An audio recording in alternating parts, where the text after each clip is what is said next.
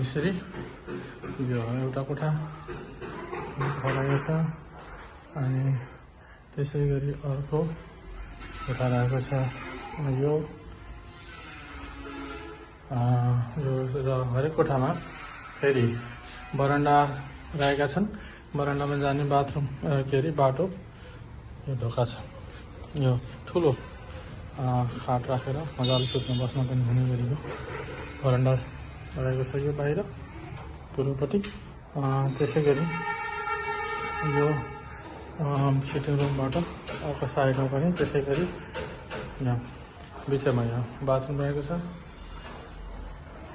Bathroom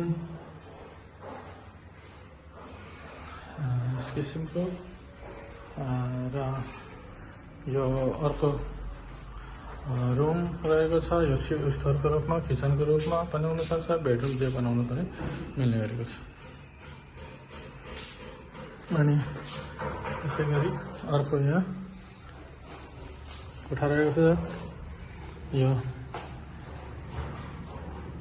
पश्चिमपट्टि को कोठा, तैपनि त्यसमा पनि बाहिरपट्टि जाने ढोका रहेको छ। बरन्डामा बरन्डा ठुलो छ।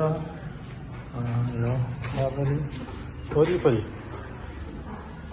फ्ल्याटको वरिपरि बरन्डा रहेको छ र